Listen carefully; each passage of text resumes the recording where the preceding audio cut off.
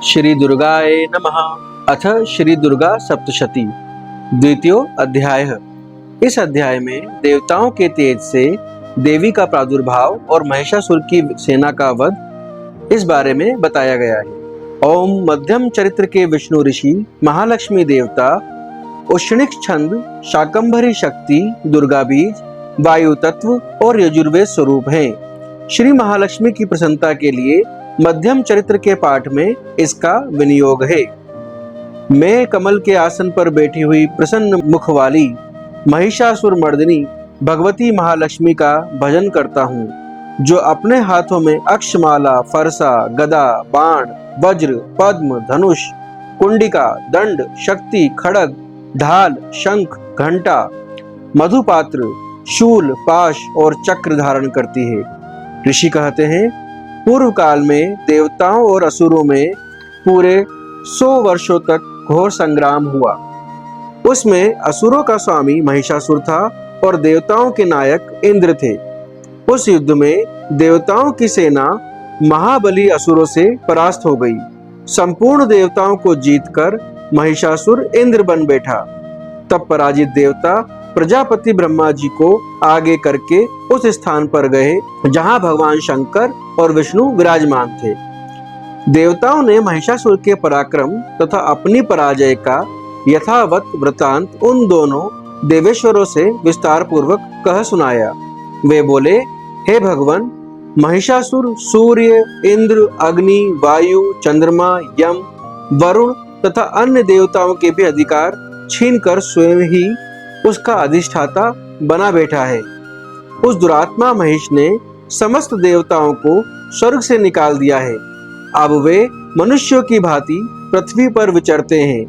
दैत्यों की यह सारी करतूत हमने आप लोगों से कह सुनाई। अब हम आपकी ही शरण में आए हैं। उसके वध का कोई उपाय सोचिए। इस प्रकार देवताओं के वचन सुनकर भगवान विष्णु और शिव ने दैत्यों पर बड़ा क्रोध किया। उनकी भौहें तन गई और मुंह टेढ़ा हो गया। तब अत्यंत कोप में भरे हुए चक्रपाणी श्री विष्णु के मुख से एक महान तेज प्रकट हुआ। इसी प्रकार ब्रह्मा, शंकर तथा इंद्र आदि अन्य देवताओं के शरीर से भी बड़ा भारी तेज निकला। वह सब मिलकर एक हो गया। महान तेज का वह पुंज जाज्वल्यमान पर्वत सा जान पड़ा। देवताओं ने देखा, वहां उसकी ज्वालाएं संपूर्ण दिशाओं में व्याप्त हो रही थी। संपूर्ण देवताओं के शरीर से प्रकट हुए उस तेज की कहीं तुलना नहीं थी। एकत्रित होने पर वह एक नारी के रूप में परिणत हो गया और अपने प्रकाश से तीनों लोकों में व्याप्त जान पड़ा। भगवान शंकर का जो तेज था, उससे उस देवी का मुख प्रकट हुआ। यमराज के तेज से उसके सिर में बाल निकल आए। श्री विष्णु भगवान के तेज से उसकी भुजाएं उत्पन्न हुई। चंद्रमा के तेज से दोनों स्तनों का और इंद्र के तेज से मध्य भाग कटी प्रदेश का प्रादुर्भाव हुआ। वरुण के तेज से जंघा और पिंडली तथा पृथ्वी के तेज से नितंब भाग प्रकट हुआ। ब्रह्मा के तेज से दोनों चरण और सूर्य के तेज से उसकी अंगुलियां हुई। वसुओं के तेज से हाथों की अंगुलियां और कुबेर के तेज से नासिका प्रकट हुई। उस देवी के दांत प्रजापति के तेज से और तीनों नेत्र अग्नि के तेज से प्रकट हुए थे। उसकी भौहें संध्या के और कान वायु के तेज से उत्पन्न हुए थे। इसी प्रकार अन्य देवताओं के तेज से भी उस कल्याणमयी देवी का आविर्भाव हुआ। तदनंतर समस्त देवताओं के तेज पुंज से प्रकट हुई देवी को देखकर महिषासुर के सताए हुए देवता बहुत प्रसन्न हुए। पिनाकधारी भगवान शंकर ने अपने शूल से एक शूल निकालकर उन्हें दिया। फिर भगवान विष्णु ने भी अपने चक्र से चक्र उत्पन्न करके भगवती को अर्पण किया। वरुण ने भी शंख भेंट किया। अग्नि ने उन्हें शक्ति दी और वायु ने धनुष तथा बाण से भरे हुए 2 तरकश प्रदान किए। सहस्त्र नेत्रों वाले देवराज इंद्र ने अपने वज्र से वज्र उत्पन्न करके दिया और ऐरावत हाथी से उतारकर एक घंटा भी प्रदान किया।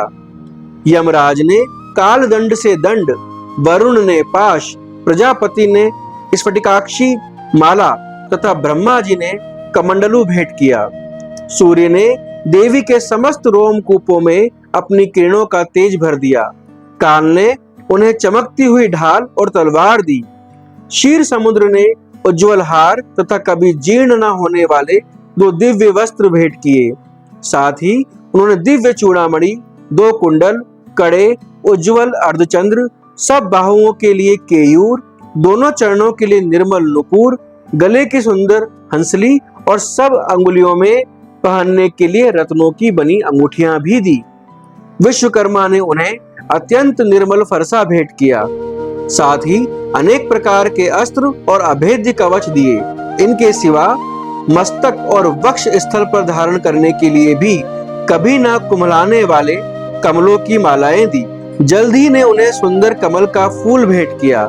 हिमालय ने सवारी के लिए सिंह तथा भांति भांति के रत्न समर्पित किए। धनाध्यक्ष कुबेर ने मधु से भरा पान पात्र दिया तथा संपूर्ण नागों के राजा शेष ने, जो इस पृथ्वी को धारण करते हैं, उन्हें बहुमूल्य मणियों से विभूषित नागहार भेंट दिया। इसी प्रकार अन्य देवताओं ने भी आभूषण और अस्त्र शस्त्र देकर देवी का सम्मान किया। तत्पश्चात उन्होंने बारंबार अट्टहास पूर्वक उच्च स्वर से गर्जना की। उनके भयंकर नाद से संपूर्ण आकाश गूंज उठा। देवी का वह अत्यंत उच्च स्वर से किया हुआ सिंहनाद कहीं समा न सका। आकाश उसके सामने लघु प्रतीत होने लगा। उससे बड़े जोर की प्रतिध्वनि हुई, जिससे संपूर्ण विश्व में हलचल मच गई और समुद्र कांप उठे।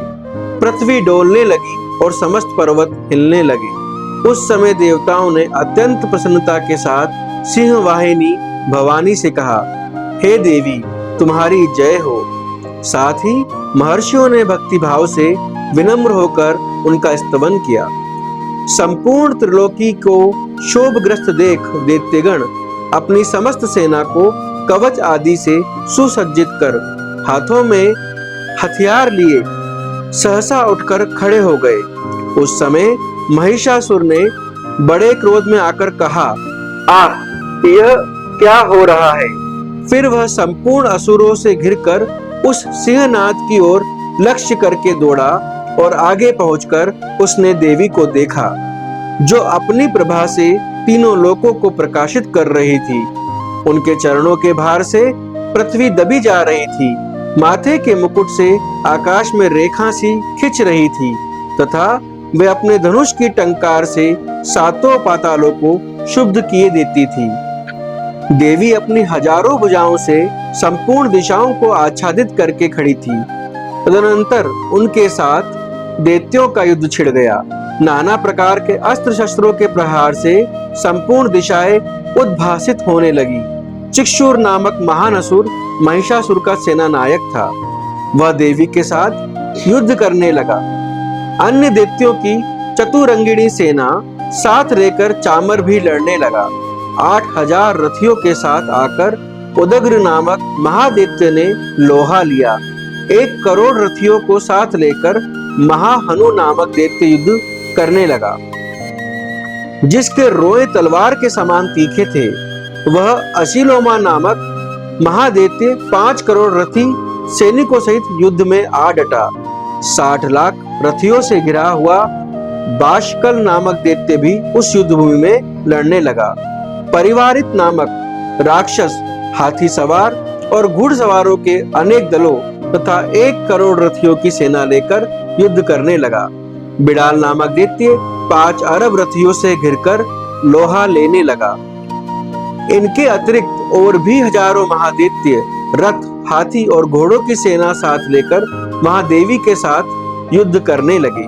स्वयं महिषासुर उस रणभूमि में कोटि कोटि सहस्त्र रथ, हाथी और घोड़ों की सेनाओं से घिरा हुआ खड़ा था। वह दैत्य देवी के साथ तोमर, बिंदीपाल, शक्ति, मूसल, खड़ग, परशु और पट्टिश आदि अस्त्र शस्त्रों का प्रहार करते हुए युद्ध कर रहे थे। कुछ दैत्यों ने उन पर शक्ति का प्रहार किया, कुछ लोगों ने पाश फेंके तथा कुछ दूसरे दैत्यों ने खड़ग प्रहार करके देवी को मार डालने का उद्योग किया। देवी ने भी क्रोध में भरकर खेल खेल में ही अपने अस्त्र शस्त्रों की वर्षा करके दैत्यों के वे समस्त अस्त्र शस्त्र काट डाले। उनके मुख पर परिश्रम या थकावट का रंच मात्र भी चिन्ह नहीं था। देवता और ऋषि उनकी स्तुति करते थे और वे भगवती परमेश्वरी दैत्यों के शरीरों पर अस्त्र शस्त्रों की वर्षा करती रही। देवी का वाहन सिंह भी क्रोध में भरकर गर्दन के बालों को हिलाता हुआ असुरों की सेना में इस प्रकार विचरने लगा मानो वनों में दावानल फैल रहा हो। रणभूमि में दैत्यों के साथ युद्ध करती हुई अंबिका देवी ने जितने निश्वास छोड़े वे सभी तत्काल सैकड़ों हजारों गणों के रूप में प्रकट हो गए और परशु, भिंदीपाल, खड़ग तथा पट्टिश आदि अस्त्रों द्वारा असुरों का सामना करने लगे। देवी की शक्ति से बड़े हुए वे गण असुरों का नाश करते हुए नगाड़ा और शंख आदि बाजे बजाने लगे। उस संग्राम महोत्सव में कितने ही गण मृदंग बजा रहे थे। तदनंतर देवी ने त्रिशूल से, गदा से, शक्ति की वर्षा से, खड़ग आदि से सैकड़ों महादैत्यों का संहार कर डाला। कितनों को घंटे के भयंकर नाद से मूर्छित करके मार गिराया। बहुतेरे दैत्यों को पाश से बांधकर धरती पर घसीटा। कितने ही दैत्य उनकी तीखी तलवार की मार से दो दो टुकड़े हो गए। कितने ही गदा की चोट से घायल हो धरती पर सो गए।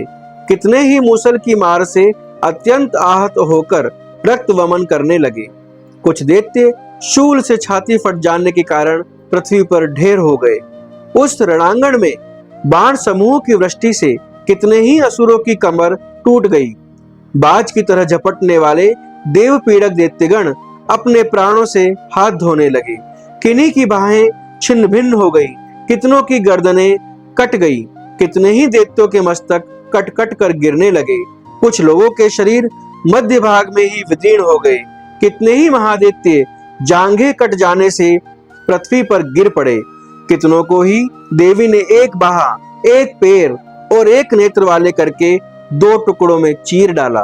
कितने ही दैत्य मस्तक कट जाने पर भी गिरकर फिर उठ जाते और केवल धड़ के ही रूप में अच्छे अच्छे हथियार हाथ में ले देवी के साथ युद्ध करने लगते थे। दूसरे कबंध युद्ध के बाजों की लय पर नाचते थे।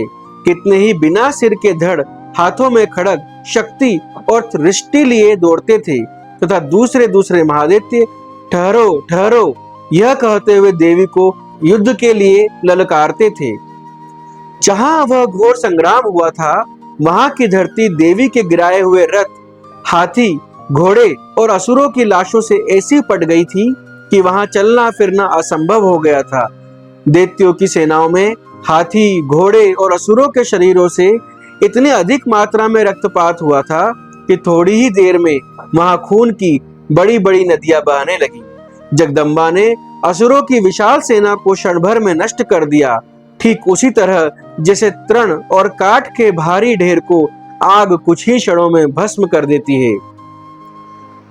और वह सिंह भी गर्दन के बालों को हिला हिलाकर जोर जोर से गर्जना करता हुआ दैत्यों के शरीरों से मानो उनके प्राण चुने लेता था। वहां देवी के गणों ने भी उन महादैत्यों के साथ ऐसा युद्ध किया जिससे आकाश में खड़े हुए देवतागण उन पर बहुत संतुष्ट हुए और फूल बरसाने लगे। इस प्रकार श्री मार्कंडेय पुराण में सार्वणिक मनवंतर की कथा के अंतर्गत देवी महात्म्य में महिषासुर की सेना का वध नामक दूसरा अध्याय पूरा हुआ। ओम दुर्गाय नमः।